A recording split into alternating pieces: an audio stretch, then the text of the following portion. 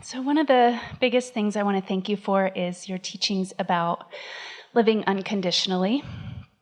You better. So many conditions around, you can get pretty tripped up. Yeah, and I wasn't. So it's had a really big impact on being happy and just living the way that I want to live.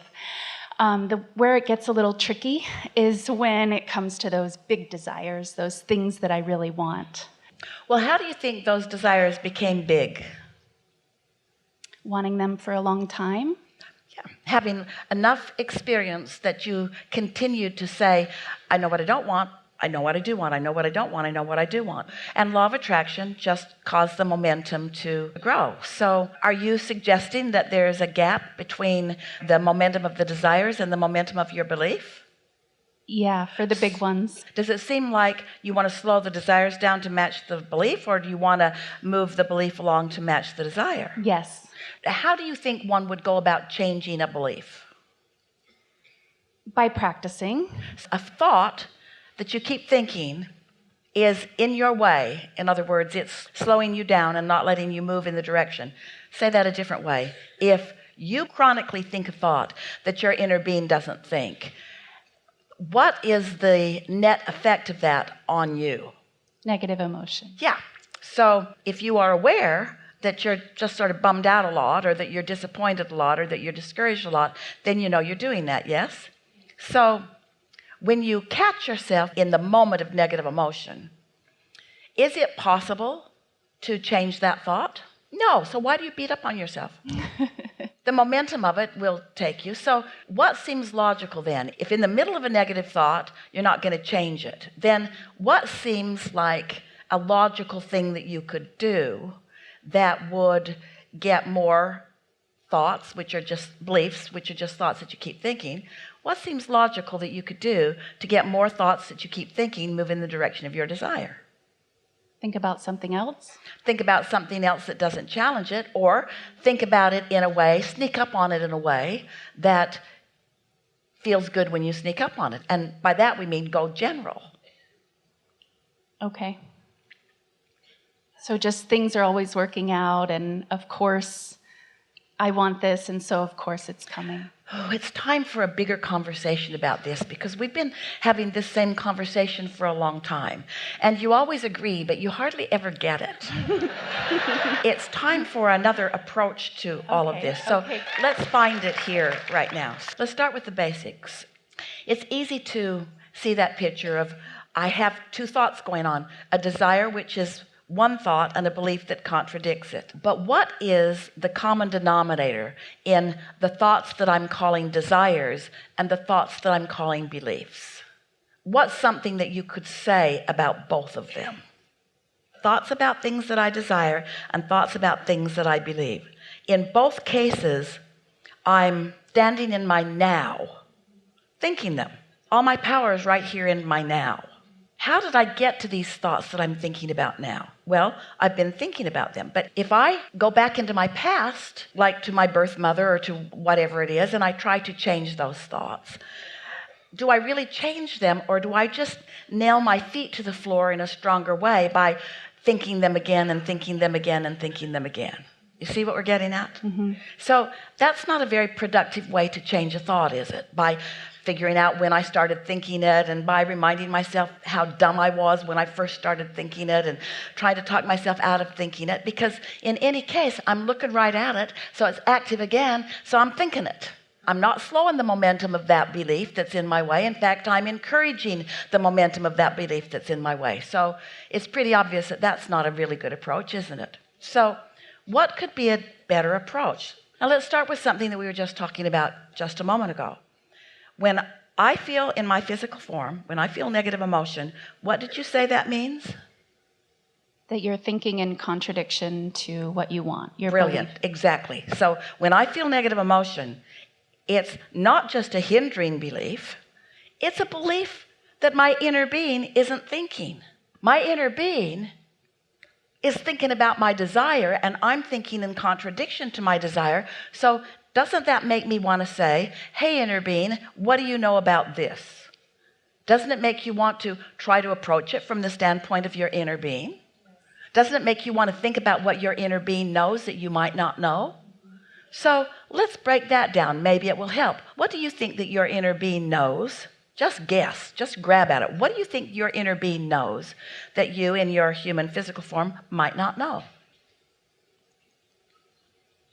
The entire contents of your vortex.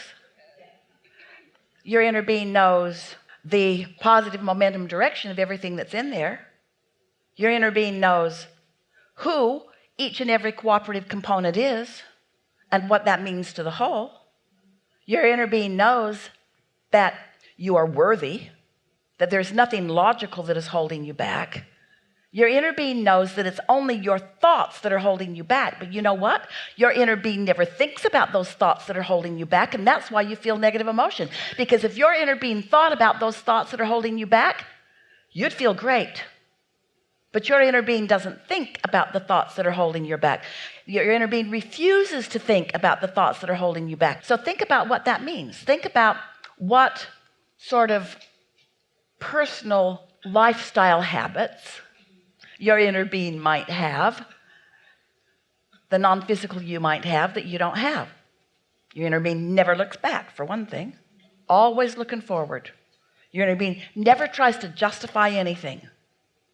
Always eagerly looking forward. Your inner being knows that evolution is natural to you. Your inner being loves you for all that you are.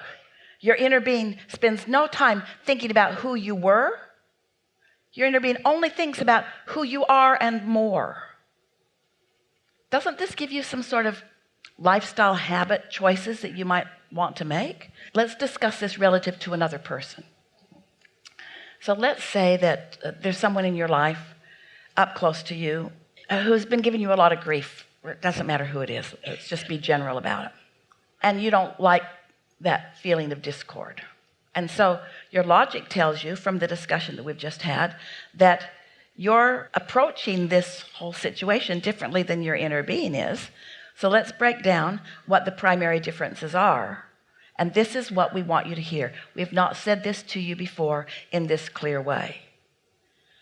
You are likely looking at the person that this person is right now allowing themselves to be. Your inner being is looking forward to who they really are. It's not just that we want you to hook up with your inner being. We want you to experience the benefit of what hooking up with your inner being means.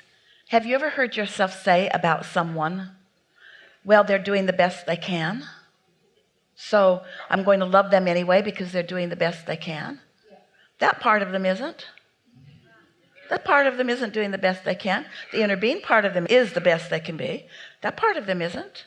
So why would you look at the part of them that isn't doing the best they can when your inner being is not looking at the part of them that isn't doing the best they can? Your inner being is looking at the becoming of them, not the disconnected part of them. And the same is true whether you're looking at another person or whether you're looking at yourself.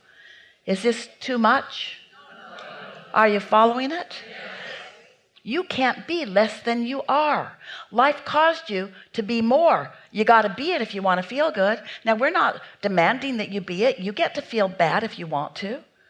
Your life can suck if you want it to. You can feel jealous and angry and vulnerable if you choose to.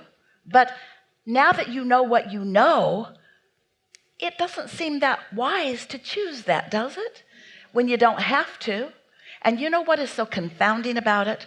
All this time, you and other humans have thought, well, if I just give that person a chance, that person will become the conditional situation that I need them to be. They've got to do all the work. They've got to do the work. They must change so that I can feel better. And we say, that's a risk we wouldn't take. We wouldn't put all of our hopes and dreams and living happily ever after and how we feel in this moment on somebody else doing it for me.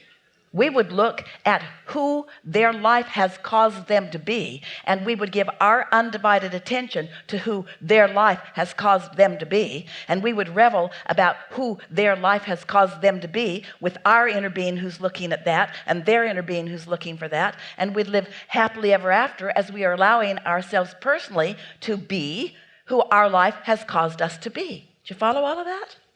If you did, you're really, really getting it. You're really, really getting it.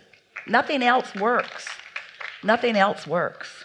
When we say you create your own reality, we mean just what we just said to you. And when we say you are not conditional lovers, we mean what we just said to you. You are pure, positive energy who must move forward. And you know what that means? That means you must expect and allow everyone else to move forward too. And when you choose anyone, no matter how public or private they seem, and you use them as your object of attention or your excuse to pinch yourself off, well, they're not losing by your negative approach to them, but you in this moment certainly aren't winning. Yes? That was a lot, wasn't it? So now let's chew on where you are. You sat down to talk about what?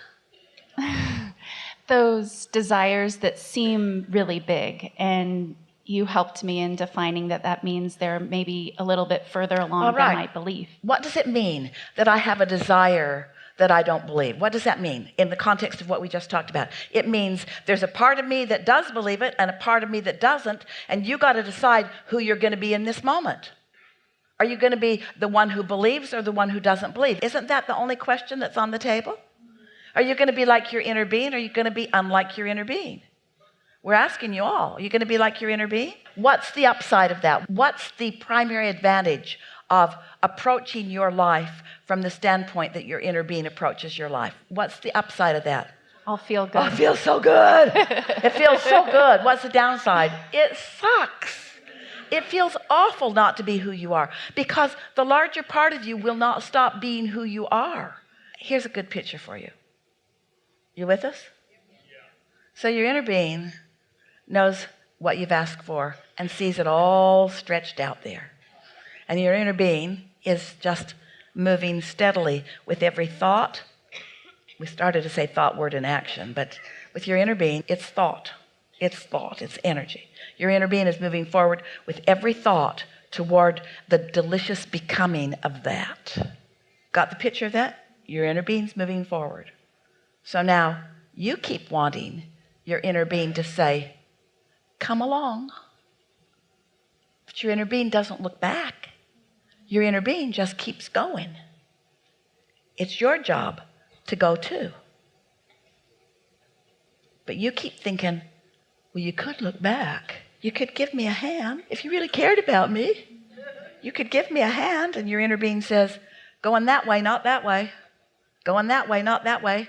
Your inner being says, come along, come along, come along, come along. But your inner being is not going back to get you. Your inner being is, and here are the operative words, your inner being is paving your trail. Your inner being is building your bridges. Your inner being is clearing the underbrush. Your inner being has the momentum going. In other words, you said, I want this. You pointed that way. And your inner being says, we're on it. We've gathered everything that is necessary. We're going. And you're saying, wait for me. And your inner being says, we're going. And you say, but wait, I can't keep up. And your inner being says, we're going, and we'll always be going. And eventually, if you want to feel good, you'll come along, you'll come along, you'll come along, you'll come along, you'll come along. We love you so much, but we want you to stop acting like humans. Humans are dependent on others. They want you to feel sorry for each other, and they want you, come along, come along. I'll do this for you that I see you cannot do for yourself. Your inner being will never say that. Your inner being cannot do for you what you cannot do for yourself. You got to hook up. We liked that. Really good. Enough? Really good.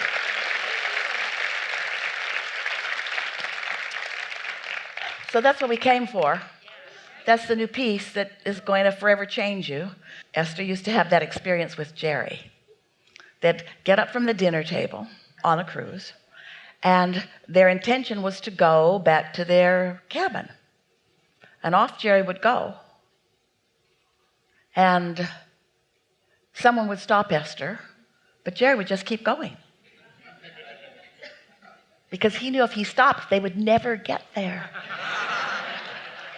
And after a little while, Esther learned that he'd paved the way. She might as well just follow in the wake of that. You see what we're getting at?